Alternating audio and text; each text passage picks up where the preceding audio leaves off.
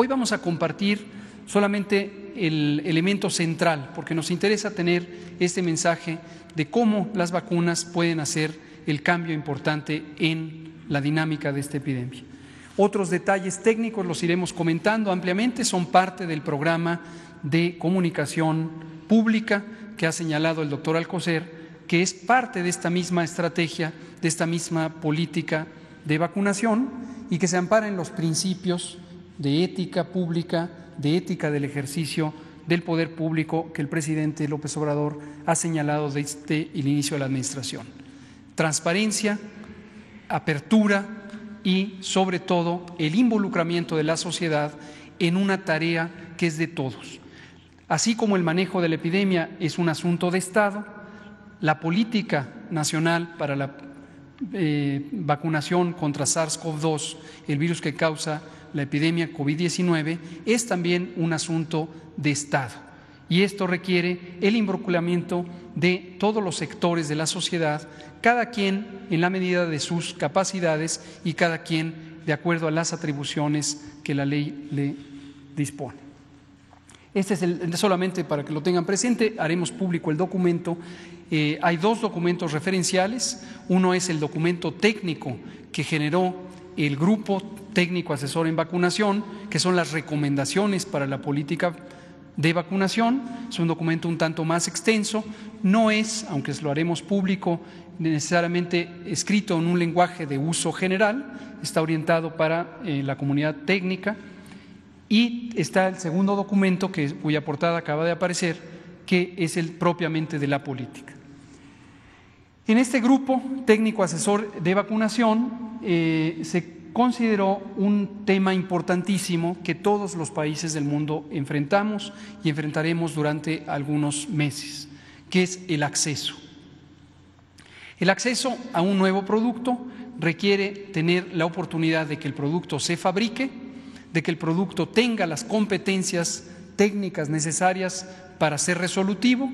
Hemos señalado en varias ocasiones, tiene que ser un producto de calidad, seguro y eficaz, y en su momento su uso correcto puede hacer que sea un producto efectivo, es decir, que en condiciones de uso real logre su propósito. Pero obviamente el producto de inicio es escaso y la necesidad es extensa.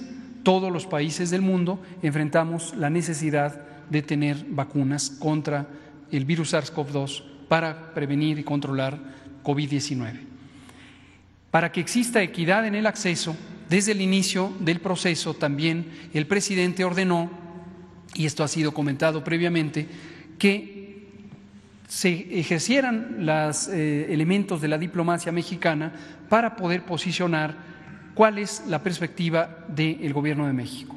Y es una perspectiva de equidad, es una perspectiva de justicia distributiva para que no exista acaparamiento de los distintos recursos para la salud y en especial las vacunas. Y en su momento, con gran éxito, la Asamblea de las Naciones Unidas aprobó una resolución formulada por el Gobierno de México para que se establecieran los mecanismos necesarios para un acceso equitativo. En parte, amparados en esto, surgió la plataforma COVAX, que se ha comentado aquí ampliamente, sobre el acceso de los distintos productos en un mecanismo regulado que permita a los países ir adquiriendo el producto en condiciones favorables de acuerdo a sus economías, pero también en los tiempos más convenientes desde el punto de vista del interés general, global, para tener el mejor manejo global de la epidemia. Vemos que aquí también la producción de inicio puede ser limitada, pero si los países colaboramos unos con otros y además tenemos planes estructurados, podemos aprovechar esa producción limitada en una forma estratégica que nos permita ir alcanzando objetivos claros de control y prevención. Las prioridades nacionales dependen mucho de la configuración de cada país, de cada sociedad, y en todo momento tenemos que tener claro que no es exportable. No basta con imitar lo que hace otro país y suponer que eso es aplicable al nuestro. Cada país tiene sus propias realidades. Por ejemplo, en México tenemos las realidades de desigualdad social y económicas ampliamente conocidas. y que en este gobierno hemos hecho especial énfasis en la importancia que tienen en el problema de acceso al bienestar social, en este caso también durante la pandemia, como uno de los elementos a mantener siempre en constante atención. La infraestructura nacional, tanto física como operativa, también es muy importante porque las capacidades de uso de la vacuna están ligadas también a esa infraestructura. Por eso también aspiramos a aprovechar durante el proceso de vacunación para COVID para seguir impulsando el cerrar brechas, el solventar rezagos que nuestro Programa Nacional de Vacunación desafortunadamente acumuló a lo largo de varios años. Y esto también lo hemos hecho público para que exista una conciencia sobre la importancia de la vacunación, el programa que en otros tiempos fue modelo, el Programa Nacional de Vacunación de México, pero que a lo largo de ya varios años, al menos 15, ha tenido un deterioro importante y que hoy es de interés público, es de interés del gobierno lograr recuperar el liderazgo técnico y las capacidades físicas para poder utilizar el mejor esquema de vacunación. La siguiente, por favor.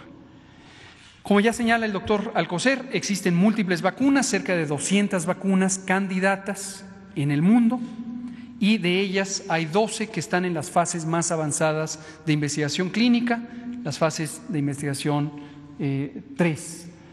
Y estas son plataformas novedosas, no las repetiré, ya lo ha señalado el doctor Alcocer, sobre las distintas tecnologías y las implicaciones que tienen para su manejo de logística y de conservación y de uso. El doctor Alcocer ha firmado varios convenios y ya algunos de los contratos, tanto el que corresponde a la plataforma COVAX, que nos abrirá un campo amplio de posibles candidatos a vacuna, como algunos específicos, en concreto el que se firmó con la compañía AstraZeneca, aliada con la Universidad de Oxford, para adquirir 77 millones de dosis. El que ya se firmó también, justo es la fotografía, corresponde a ese momento, con la empresa Pfizer para adquirir la vacuna que produce Pfizer-BioNTech, una alianza estadounidense-alemana, y adquirir 34.4 millones de dosis, y estamos próximos a que el doctor firme el contrato con la empresa china CanSino, también para adquirir más de 30 millones de dosis. La siguiente. La priorización. La priorización juega un papel crucial. Todos y todas tendrán acceso a la vacuna. Lo reitero, todos y todas tendrán acceso a la vacuna. Eso ha sido una disposición del presidente, eso ha sido una disposición del Gobierno de México, y hemos estado trabajando en la materia técnica para identificar la manera más conveniente para todas y todos de iniciar el proceso de vacunación. Esto es importante destacarlo porque evidentemente todo el mundo puede apreciar que las vacunas no llegan en un solo golpe, y aunque llegaran todas al mismo tiempo, no se pueden poner exactamente al mismo tiempo a todas las personas. Entonces, necesariamente hay que tener una priorización para iniciar por aquellas personas que resulta más conveniente protegerles a ellas y, por extensión, proteger a todos los demás. ¿Quiénes son estos? Los trabajadores de la salud que están en el frente de respuesta a la pandemia de COVID-19. Esto es semejante a los esquemas de priorización que tienen prácticamente todos los países europeos que han formulado planes de priorización. Es semejante a la priorización que existe en Estados Unidos, que existe en Canadá, y también a las recomendaciones internacionales que he mencionado al inicio del Grupo Asesor Estratégico de Inmunizaciones de la Organización Mundial de la Salud, y también la reflexión que hace el Grupo Técnico Asesor de la Organización Panamericana de la Salud. La lógica es relativamente clara y simple de entender por todas y todos. Sí hay un grupo humano de profesionales que están respondiendo a la pandemia de COVID, es muy importante que ellas y ellos estén protegidos para poder realizar su trabajo con la mayor confianza posible, pero además para que no tengamos falta de estos profesionales hombres y mujeres que hoy nos protegen de manera directa. De inicio son el personal clínico, el personal que está directamente atendiendo pacientes y posteriormente, por extensión, el conjunto de los profesionales de la salud. Enseguida tenemos una priorización que depende del riesgo. El riesgo es la probabilidad de tener la enfermedad grave y también la probabilidad desafortunada de tener una complicación grave o incluso un desenlace fatal. Este riesgo está determinado por múltiples razones.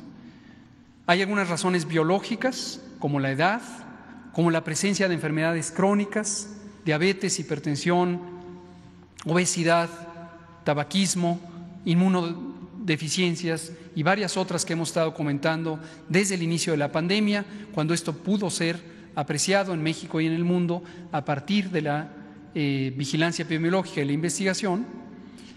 Y también hay condiciones sociales, y las condiciones sociales también son importantes, porque no todo el mundo tiene el mismo riesgo de infectarse, el mismo riesgo de enfermar, pero tampoco el mismo riesgo de complicarse y la misma capacidad de resolver su problema de salud cuando tiene diferencias sociales importantes.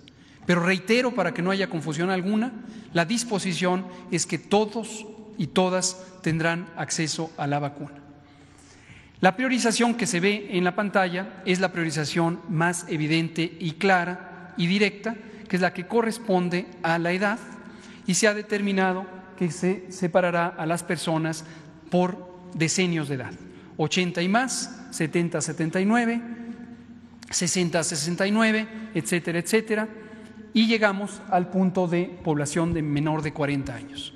Y aquí quiero especificar la importancia de cómo los ensayos clínicos de la fase 3 van dando conocimiento, van dando luz sobre la utilidad de la vacuna y su seguridad, pero también establecen las condiciones de uso. En todo el mundo, las autorizaciones sanitarias de uso y los registros sanitarios permanentes en su momento dependen de que exista evidencia de que pueden ser usados en distintas subpoblaciones para las que la ética establece protecciones especiales. Unos son menores de edad y otros son ciertas poblaciones que pueden tener condiciones de vulnerabilidad, por ejemplo, las mujeres embarazadas. Hasta el momento, ninguno de los ensayos clínicos que están en curso, incluidos aquellos que fueron culminados y utilizados como evidencia para la solicitud de autorizaciones de uso, incluyó a poblaciones menores y tampoco a mujeres embarazadas. Insisto, esto es un precepto ético históricamente establecido en la investigación de salud y también en el manejo de las condiciones de salud, tanto clínicas como de salud pública. En su momento, lo que se espera es que seguirá apareciendo evidencia científica que permita ampliar las indicaciones de uso para las poblaciones que pueden tener estas particularidades. La buena noticia, desde luego, es que, contrario a lo que se pensaba al inicio de la epidemia y a diferencia de la influenza, las mujeres embarazadas no tienen un riesgo particularmente alto de tener complicaciones por COVID-19 o la enfermedad misma. No tienen, a diferencia de lo que se pensaba al inicio de la epidemia y de lo que sí ocurre con la influenza. Y sabemos también que claramente a partir de los 40 años de edad, en México y en el mundo, hay una curva de ascenso en el riesgo de tener la forma grave de COVID-19. Y esto establece también el esquema de priorización. La siguiente. Se contempla alcanzar cobertura, la meta de cobertura al final de 2021, es decir, todo 2021 estaremos trabajando conforme vayan apareciendo las distintas vacunas. Ya se ha destacado, existen 12 en el proceso de investigación clínica. En el momento México tiene contratos o convenios firmados con 3, pero aparecerán otras. Y conforme aparezcan otras, aparecerán oportunidades para diversificar el tipo de vacuna, pero también para ampliar la capacidad de adquisición de vacuna por parte de México, por parte del mundo. Se ha firmado, por cierto, ya también el doctor Alcocer acaba de firmar un convenio hasta el momento no vinculante para tener un acceso a las vacunas de la empresa farmacéutica Janssen, del grupo Johnson & Johnson, que realiza ya investigación fase 3 en México y a partir de la semana previa inició su ensayo clínico en 6 unidades en distintos puntos del país, y esto nos pone como uno de los 9 países que están participando en el ensayo clínico de Janssen y nos da un acceso potencial preferente respecto a países que no participan en el ensayo clínico. También esto fue una materia de oportunidad y entonces seguiremos ampliando la opción de tener otras vacunas. Como se ve en el diagrama, tenemos varias etapas claramente identificadas.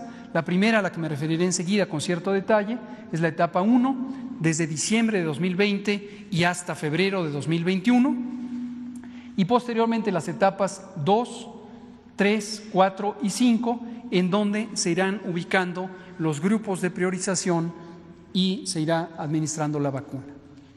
La siguiente. La etapa 1, que es la que hoy queremos comentar de manera específica, porque es el arranque. Aquí va a arrancar la vacunación. Se contempla que a lo largo de los próximos muy pocos días, concretamente el 10 de diciembre, en 2 días, la Agencia de Fármacos y Alimentos de Estados Unidos, FDA, conocida por sus siglas en inglés, que es la Agencia de Regulación Sanitaria, tendrá una audiencia pública de su grupo asesor de vacunación, será pública la reflexión y procederá a anunciar su disposición respecto a la solicitud de autorización de uso en emergencia de la vacuna de Pfizer. 24 horas después, esto mismo ocurrirá con la Agencia de Protección contra Riesgos Sanitarios de México, la COFEPRIS, que también tiene como buena agencia de protección un grupo que se llama el Comité de Moléculas Nuevas, conformado por especialistas de varias disciplinas y de alta competencia, que también entrará en el proceso de reflexión. Revisaremos el expediente de FDA. Hemos mantenido a lo largo de varias semanas un seguimiento estrecho de lo que está haciendo FDA y existen convenios de colaboración, y con base en esto tendremos nuestro proceso expedito de reflexión para la autorización sanitaria. Esto es importantísimo y lo destaco. Cada país depende de su agencia de regulación sanitaria y cada país es soberano, pero existen referentes internacionales reconocidos por la Organización Mundial de la Salud de las llamadas agencias sanitarias de alto desempeño. Indudablemente hay 2 que destacan en el mundo y son la FDA de Estados Unidos y la Agencia Europea de Medicamentos, y sus dictámenes no son obligatorios de adopción en el resto de los países del mundo, pero sí son referentes técnicos muy importantes que nos permiten tener un procesamiento más expedito de las reflexiones en nuestra Agencia de Protección contra Riesgos Sanitarios, COFEPRIS, la Comisión Federal. Y una vez que se obtenga eso, tendremos ya identificado claramente el momento de llegada de las vacunas. Si todo marcha como se ha planteado y como lo hemos venido platicando con Pfizer, tanto en el ámbito de lo regulatorio como en el ámbito operativo del Programa Nacional de Vacunación, tendremos las vacunas en los últimos días de la tercera semana de diciembre, y en cuanto llegue empezará a utilizarse. Por eso hemos diseñado el operativo específico de la etapa 1 con la ayuda de las Fuerzas Armadas. Nuestro agradecimiento a la Secretaría de la Defensa Nacional, a la Secretaría de Marina, y hemos dispuesto que el primer embarque, que potencialmente sería de 250,000 dosis, lo utilizaríamos en el primer segmento del grupo de prioridad 1, es decir, en el personal de salud, primeros respondedores en la epidemia de COVID, para tener un ambiente más controlado, un ambiente mejor regulado, no solamente en materia de seguridad del propio producto, de las vacunas, sino también en la logística de operación para esta vacuna, por sus características. Entonces lo haríamos directamente con la participación de las Fuerzas Armadas. y hemos dispuesto 2 sitios iniciales de aplicación. En este momento estamos analizando otros 2 adicionales para cubrir varias regiones del país: centro, norte, oriente, suroriente y occidente, que nos permitieran tener una movilización más efectiva en ciertos tramos del producto y en ciertos tramos de las personas que se van a vacunar, de las médicas, los médicos, el personal de salud. Con el gobierno de Coahuila, con el señor gobernador Miguel Ángel Riquelme, hemos ya estado en pláticas, inicialmente a través de su secretario de Salud, el doctor Roberto Bernal, y más recientemente él ya sancionó la posibilidad de que en Coahuila podamos tener uno de estos nodos de vacunación. La siguiente. Algunas características de la vacuna de Pfizer, todo el mundo la tiene que tener presente, ya se ha comentado previamente. Es la única vacuna que hasta el momento requiere ultracongelación. Ultracongelación es menos 70 grados. Esto para el mundo ha sido un reto, pero los retos están diseñados para vencerse y solventarlos, encaminarnos a sus soluciones. La solución en parte depende de una tecnología que el propio Pfizer ha dispuesto. Son unas cajas de congelación avanzada que nos permiten movilizar el producto y tenerlo viable por hasta una semana, y esto nos permite ampliar la distancia a la que se puede alojar el producto. Posteriormente, el producto tiene que ser descongelado y pasado a temperatura de refrigeración convencional de 2 a 8 grados centígrados, se reconstituye y puede ser aplicado, y tenemos algunos días para poderlo utilizar una vez descongelado. Ahí está, 125,000 esquemas que se aplicarían entre diciembre del 2020 y hasta el inicio de 2021. Prácticamente la llegada del producto es al final del año, por lo tanto es obvio que inmediatamente sigue el mes de enero. Aquí comento también, para que haya claridad, las vacunas disponibles serán muchas más. Las ya contratadas con Pfizer son 34.400.000 y se requieren 2 dosis de este producto. Este producto debe ser administrado la segunda dosis a los 21 días, por lo tanto es imprescindible que el producto esté garantizado que estará en el punto de aplicación dentro de los siguientes 21 días. El embarque original de 250, para una mayor seguridad de que se cumpla el esquema, lo separamos en 2 y por eso estamos hablando de 125,000 esquemas. Sin embargo, en la buena relación que existe con Pfizer y las disposiciones del contrato, ya tenemos la posibilidad de que tengamos embarques subsecuentes conforme se vayan necesitando para ir ampliando rápidamente la cobertura con este producto. La siguiente, y casi para terminar. El modelo de las unidades de vacunación es importante. El diagrama es relativamente simple, solo para una visualización general, pero ha sido cuidadosamente estudiado, no solamente desde el punto de vista de las operaciones convencionales del programa de vacunación que tiene el sector salud bajo su tutela, sino en este caso adicionadas con la visión de logística de las Fuerzas Armadas. Y esto es sumamente importante porque es una logística muy peculiar. Por ser una de las vacunas más innovadoras, no solamente contra COVID, sino contra cualquier otra enfermedad, es la primera vez que se utilizarán vacunas de RNA mensajero, se requiere esta ultracongelación. Y todas las características de logística han sido cuidadosamente analizadas para garantizar la integridad, la seguridad y la buena disposición del producto. La siguiente.